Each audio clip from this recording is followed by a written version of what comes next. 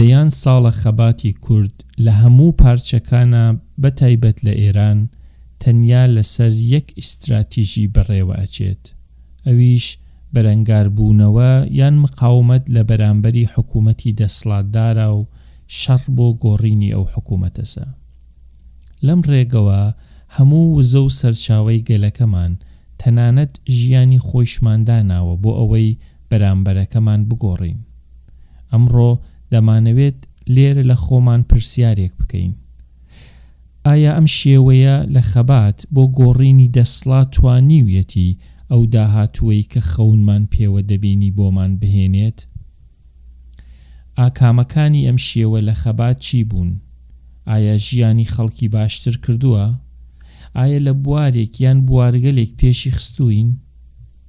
ئەزانم هەمووتان لەگەڵم هەمڕان کە دۆزینەوەی وەڵامی ئەم پرسیارانە کارێکی قورس نییە، لەبەر ئەوەی هەر کاتێک کە گوێ ڕادەگرین بۆ هەموو توێژەکانی کۆمەڵگا بەداخەوە بیستین کە لەسەرەوە لە سەرکردەکان تا خەڵکی ئاسایی نێو کۆمەڵگا باس لە ماندووبوون و دەست بەتاڵی دەکەن.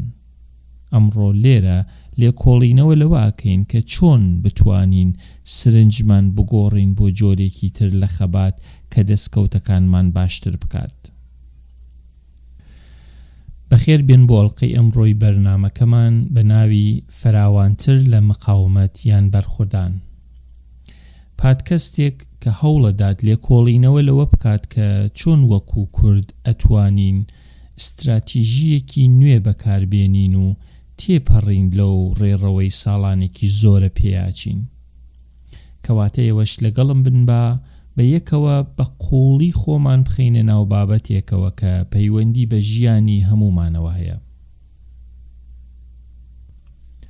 وەرن با سەرەتا لێرەوە دەست پێ بکەین.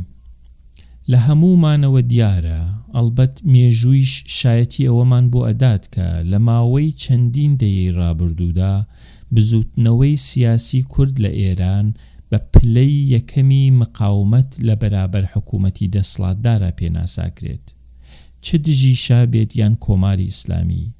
هەمیشە تەرکیزی لەسەر بەرەنگاربوونەوەی ئەو کەسانە بووە کە لە دەسەڵاتە بوون.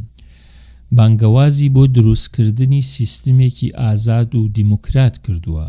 لەم بوارەدا دەستکەوتەکەی ئەوەیە کە ئێستا لە شۆڕشی دیموکراسی و ڕزگاری خوازی لە شەقامەکانی ئێران پێشڕەوترینین و زۆرترین لاوی ناڕازی و هوشیارمان هەیە بەنسبەت شارەکانی تری ئێرانەوە. هەروەها بزوتنەوە سیاسیەکانیشمان مۆدرنترین ساختاری سازمانیان بەنسبەت حزبەکانی تری ناوچەکەوە هەیە. لە کاتێکدا ئەتوانین وەک دەستکەوتێکی سیاسی شانازی بەمە بکەین، لە هەمان کاتیشدا دەبێت ئەوەمان لەبیر بێت و بزانین کە ئەم خەباتە فورمەکەی بەم شێوەیە تێچوویەکی زۆری بۆمان هەبووە. لە دەیان ساڵی ڕابردووە پارتە سیاسیەکان بەردەوام لە نێو گەمەی حکوومەتی دەسەڵاتدار گەمەی دژایەتیان کردووە و تەنیا ئەرکێک کە بزوتنەوە سیاسیەکان بۆ خۆیان دیاریان کردووە بەرەنگاربوونەوەی پڵانەکانی حکوومەت بووە. گەرچی ئەم بەرەنگاربوونە پێویستە و کەس ناتوانێت ئینکاریەوە بکات، بەڵام هەڵە گەورەکە لەوێدایە کە هەموو هێلکەکانیان خستووەتە نێو یەک سەوەتەوە. هەموو پڵان و بەرنامەی ئەم پێکهاتە سیاسیانە و تەنانەت دامەزراوە کۆمەڵایەتی و کولتوریەکانیش هەموویان بە یەکەوە دژەکردەوە بوون و وەڵامێک بوون لە بەرامبەر ڕەفتاری دەسەڵات و نەمانتوانیوە پڵانێکی سەربەخۆمان هەبێت بۆ گەشەدانی ئەو بەشەی کە تێیدا چالاکیەکەین. ئەگەر چی لە ناوخۆی وڵات لەم بارەوە هەوڵی زۆر دراوە، بەڵام من زۆرتر ڕووی قسەم لەو چالاکوانانەیە کە لە دەرەوەی سنووری ڕۆژهەڵاتی کوردستان دەژین. پارت و گروپ دروست کراوە کە ئامانجی سەرەکیان شەڕکردنە، بەڵام کوان ئەو سەنتەر و ئەندیشەکەدانەی کە پڵان و بەرنامەیان خوێندنەوەیە؟ کوان ئەو ڕێکخراوانەی کە بۆ پەروەردەکردنن؟ ئەوانەی کە بۆ بەرزکردنەوەی ئاستی هوشیاری خەڵکن کامانن؟ یان ئەوانەی کە بە مەبەستی ڕەخساندنی دەرفەت بۆ گەنجان سازکراون. ئایا ئێمە هەمان وزەمان لە ناوخۆ بۆ بنیاتنانی کۆمەڵگەیەکی گەشەکردوو بەکارهێناوە؟ ڕەنگە هەندێک کەس بێوێت بڵێ هەوڵی پێویستمان داوە، بەڵام چی بکەین کە ڕژیم دەرفەتەکانی بەستووە؟ من ئەوە دەزانم کە ڕژیم بەردەوام کاری خۆی کردووە و لە کردەوەکانی دەست هەڵگر نییە و دەست هەڵگر نابێت، لەبەر ئەوەی ئەوە ماهیەتی ئەو ڕژیمەیە. بەڵام پرسیارە گرنگەکە ئەوەیە، ئەی بۆ ئێمە دەست هەڵگر بووین؟ بۆ ئێمە نەمانتوانیوە بە هونەر و دەست پێشخەری دەرفەت بڕەخسێنین بۆ ئەوەی لەو مەیدانەدا بەهێزتر دەرکەوین؟ پێم وایە ئەگەر بەقەد ئەوەی وزە و هێزمان بۆ ئەو شێوە لە سیاسەت کە تەنیا کورتمان کردووەتەوە لە دژایەتیکردنی ڕژیم بەکارهێناوە، هێز و وزەمان بۆ بەهێزکردنی خۆمان بەکاربهێنایە، ئێستا کەمتر هەستمان بەدەست بەتاڵی ئەکرد. ئێستا ئەو هەموو پەرتەوازەییە لە نێو ڕێزەکانمان دروست نەئەبوون. کاتی ئەوە هاتووە لەسەر دەرەنجامەکانی ئەو ناهاوسەنگیە قسە بکەین. پێتان وانییە کە زۆرێک لە گروپە سیاسیەکانمان پیر بوون؟ نەک تەنیا لە ڕووی بەتەمەنبوونی سەرکردەکانیانەوە، بەڵکو لە ڕووی ئەو بیرۆکانەی کە ڕۆژانە ئەیان باتە پێشەوە. لە نێو ئەم پارتە سیاسیانە ئەبینین کە هێشتا پشتیان بە استراتیژیە کۆنەکان بەستووە، بە ڕێبازێک کە مقاومەت وەکو ئامانجێک لە خۆیدا دەبینن، نەک وەک ئامرازێک بۆ ئامانجێکی گەورەتر. لەو لایشەوە زۆرمان پێسەیرەکە هەموو ئەو مرۆڤە سیاسی و خوێندەوارانەی کە لە ڕێزی ئەم پارتانن و سەرمایەی بە نرخی کۆمەلگاکەن، هەموو ئەم ساڵانە لەگەڵ ئەو پارتە سیاسیانە بێ هەڵوێست ماونەتەوە لە کاتێکدا بیرکردنەوەی کۆن و ناکارامەییان لە ئێمە باشتر ئەبینن. بێ هەڵوێستیەکانی ئەوان بۆتە هۆی ئەم بێدەرەنجامیە و وایان کردووە کە پارتە سیاسیەکانمان ماندووتر و ناکارامەتر لە جاران بن و لە هەندێک حاڵەتدا بە هەمان شێوەی ئەو ڕژیمەیان لێ هاتووە کە دەیان ساڵە دژایەتیانەکەن. بەداخەوە ئەمە دەڵێم کە ئەوانیش بوون بە بەشێک لەو هەوڵە شکست خواردووەی کە مرۆڤی ڕۆژهەڵاتی ناوەڕاست بۆ چاککردنی باری ژیانی لە 100 ساڵی ڕابردوو بەکاری هێناوە، ببوون بە بەشێک لەو هەوڵە بێمانا و بێوەڵامانە. ئەمەش بەڕاستی کاریگەری ڕاستەقینەی لەسەر کواڵەتی و دەرەنجامی ژیانی گەلەکەمان هەیە. کاتێک هەموو هێز و وزەی کۆمەلگاکەمان لەم ڕێگەیەوە بە شێوەیەکی ناکارامە و بێدەرەنجام بەکارەبین و پوتانسیێلەکانی نێو کۆمەلگەی خۆمان لەبەر چاو ناگرین، لە بیرمانە چێت کە دەسڵاتی ڕاستەقینە تەنیا ئەوە نییە کە کێ لەسەرەوە حکومەکات، بەڵکو بەڕاستی دەسڵاتی یەکنەتەوە پەیوەندی بەوەوە هەیە کە ئێمە وەک گەلێک چۆن لە هەموو بەشێکی ژیانمانە گەشەمان کردووە و گەشە ئەکەین. گەشەکردنیش هەوڵێکی زیاتر و جیاوازتر لە تەنیا بەرەنگاربوونەوەی دەوێت. ڕووخانی ئەوەی تر تۆ گەشە نادات، بەڵکو گەشەکردن پێویستی بە بیناسازی کۆمەلگاوە هەیە. کەواتە چۆن بەرەو پێشەوە بچین؟ چۆن لە ئەقڵیەتێکی تەنیا بەرەنگاربوونەوەی دەسڵات بۆ ئەقڵیەتێکی کارامە کە دەیەوێت ژیانی گەلەکەمان باشتر بکات بگوازینەوە؟ کارێکی ئاسان نییە، بەڵام لە پێشتا دەبێت ئەمە قبول بکەین کە خەباتی یەک ڕەهەندی تێچوویەکی زۆری بۆمان هەبووە. قبولکردنی ئەوەی کە خەباتی سیاسی ئەگەر چی پێویستە، بەڵام تەنیا ئەرک و هەوڵی پێویست نییە، تاکە شتێک نییە کە بە ئاکاممان بگەێنێت.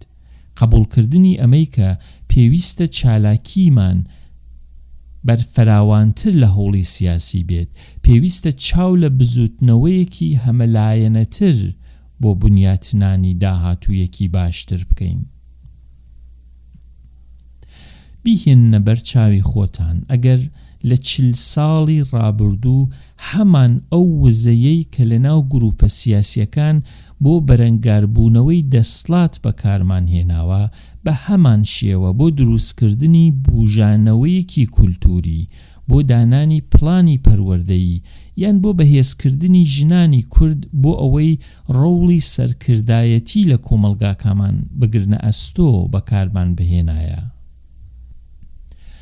بیهێنە بەر چاوت ئەگەر ئەو وزەیە بەکار بهێنین بۆ دەستپێکردنی کار و دروستکردنی قوتابخانەی ئۆنلاین بۆ فێرکردن، بۆ زیندووکردنەوەی زمانەکەمان و دروستکردنی هونەر. ئەگەر ئامانجی کۆتاییمان باشترکردنی ژیانی گەلەکەمان بێت، ئەمانە ئەو شتانن کە پێویستە سرنجیان لەسەر بدەین. سرنجیان لەسەر بدەین نەک تەنها وەک ئامانجێکی لاوەکی، بەڵکو وەک ئامانجێکی سەرەکی. زۆر بەداخەوە دەبێت پێتان بڵێم کە لە ئەوەڵین سەد سەنعەتی سەرەکی ئێران کورد تەنانەت لە یەکێکیشیان پێشڕەو نییە. سرنج بدەن، لە ئەوەڵین سەد سەنعەتی ئێران کورد تەنانەت لە یەکێکیشیان پێشڕەو نییە. دیارە پارێزگاکانی کوردستان بەهۆی بەرنامەی دەوڵەت بۆ بێکارکردنی و ئەڵبەتە بەهۆی ناکارامەی خۆیشمان بوونەتە بێکارترین پارێزگاکانی ئێران. بەڵام بیهێنە بەر چاوت ئەگەر کورد تەنیا ئێستا لە 10 سەنعەتی سەرەکی ئێران پێشڕەو بایە، یان لە بواری بازرگانیەوە بەهۆی سنوورەکان بیتوانیایەت بەشێکی زۆر لە بازرگانی ئێرانی بەدەستەوە بگرت بایە. بەم کارە ئەمانتوانی هەموو پێکهاتە سیاسی و کولتوریەکانیشمان بەهێزتر بکەین. ڕوونەکە هەرچی کۆمەڵگەیەک لە ڕووی کۆمەڵایەتی و کولتوریەوە زیندووتر بێت، لە ڕووی سیاسیشەوە بەهێزترە. ئەگەر ئێمە ئابووری ناوخۆیی بەهێزمان هەبێت، ئەوا کەسە خوێندوار و سیاسیەکانیشمان دەنگی سیاسیان ئەوەندەی تر بەهێزتر دەبوو. ئێمە تەنیا داوای ماف ناکەین، ئێمە دەمانەوێت نیشان بدەین کە دەتوانین بەو مافانە چی بکەین. ورن با لەگەڵ یەک ڕوون بین. ئەمە بەو مانایە نییە کە ئێمە واز لە شەڕکردن لەگەڵ ستەم بهێنین، بەو مانایە نییە کە دژی نادات پەروەری قسە نەکەین، بەڵکو ئەمە بەو مانایەیە کە ئێمە بیر لەوە دەکەینەوە کە سەرکەوتن چۆنە. ئەزموونی باشووری کوردستان پێمان دەڵێت سەرکەوتنی ڕاستەقینە تەنیا ڕووخاندنی حکوومەتێک نییە، بەڵکو سەرکەوتن دروستکردنی سیستەم و دامەزراوە و کۆمەلگایەکە کە خۆڕاگر و زیندووترە. یەکێک لە گرنگترین گۆڕانکاریەکان کە پێویستە بیکەین ئەوەیە کە وەک خەباتێکی فرەڕەهەن سەیری خەباتەکەمان بکەین. دەسڵاتی سیاسی تەنیا بەشێکە لەم خەباتە، گەشەسەندنی کۆمەڵایەتی، بوژاندنەوەی کولتوری و بەهێزکردنی ئابووری. ئەمانە ئەو شتونانن کە دەتوانن یارمەتی دەرمان بن بۆ بنیاتنانی بناغەیەکی بەهێزتر بۆ داهاتووی گەلەکەمان. بیر لەو گۆڕانکاریانە بکەرەوە کە لە ئاستی جیهان و ناوچەکەدا ڕووەدەن. ڕەنگە ئەم ساڵ یان ساڵی داهاتوو لەگەڵ ئینقلابێکی دەرونی لە نێو ڕژیم بەرامبەر بینەوە. ڕێبەری ئێران بگۆڕن و کۆمەڵێک گۆڕانکاری دروست بکەن کە سرنجی جیهانیان بۆ لای خۆیان ڕاکێشن. بۆ هەر جۆرە سناریۆیەکی ئاڵوگۆڕ لە ئێرانە چه بەرنامەیەکی سیاسیتان هەیە؟ دڵنیام هیچ. ئەگەر چی ئەزانم کاردانەوەمان دەبێت، بەڵام ئێمە پێویستە وەکو کورد واز لەوە بینین کە تەنیا بەرامبەر بەو کارانەی کە ئەوانی ترەیکەن کاردانەوەمان هەبێت، بەڵکو دەبێت چالاکانە ڕێگای خۆمان بۆ پێشەوە دیاری بکەین. مێژووی ئێمە، سەرچاوەکانی ئێمە، پاڵنەرەکانمان بۆ دروستکردنی سیستمێکی حکومڕانی مدرنتر و باشتر بە نیسبەت گەلەکانی تری ڕۆژهەڵاتی ناوەڕاست بێنمونەیە. تێناگەم بۆ سیاسیەکانمان ئەوەندە لاواز دەجوڵێنەوە و ناتوانن ڕێبازێکی باشتر و کارامەتر بگرنە بەر. گەنجەکانمان ئەتوانن ڕەوڵێکی گەورەتریان هەبێت، بەتایبەت ئەوانەی کە لە دەرەوەی کوردستان لە باشترین قوتابخانەکان و زانکۆکان دەرسیان خوێندووە و ئەزموونی باشیان هەیە. ڕەنگە ئێمە لە هەندێک بواردا ئەزموونمان زۆرتر بێت، بەڵام ئەوان زانیاریەکانیان بەڕۆشترە و تەنیا پێویستیان بە دەرفەت هەیە، نەک تەنها لە سیاسەتدا بەڵکو لە هەموو بوارێکدا. با بۆ داهێنان ئامرازەکانیان پێ بدەین بۆ دروستکردن، بۆ سەرکردایەتیکردن، نەک تەنها لە شەقامەکاندا کە ناڕازایەتی دەرببڕن، بەڵکو لە ماڵەکانماندا، لە پۆلەکانماندا، لە بازرگانی و لە پرۆژە هونەری و کۆمەڵایەتیەکاندا.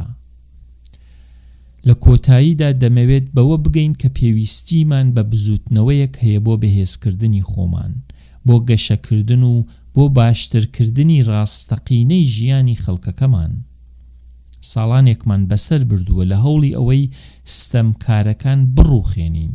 لە کۆتاییدا دەبینین کە ستەمکارەکان نەک بەهۆی هەوڵەکانی ئێمە بەڵکو بەهۆی ستەمەکانی خۆیانەوە دادەڕوخێن و تێکدەشکێن. بەڵام ئێستا کاتی ئەوە هاتووە کە وەرچەرخانێک لە خەباتەکەمان دروست بکەین، کاتی ئەوە هاتووە کە کار بکەین بۆ سازکردنی ئەو گەلەی کە دەمانەوێت لە جیهاندا جێگای دیار بێت.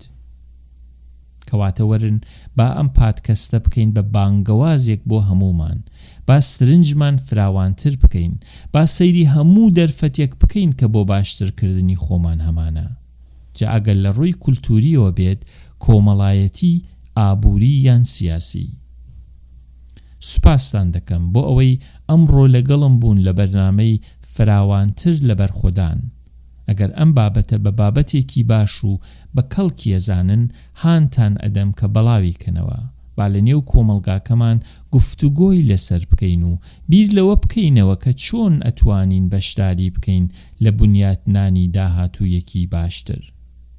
تا جارێکی تر بە بیرکردنەوە بمێننەوە. بەخواتان دەسپێرم. خواتان لەگەڵ.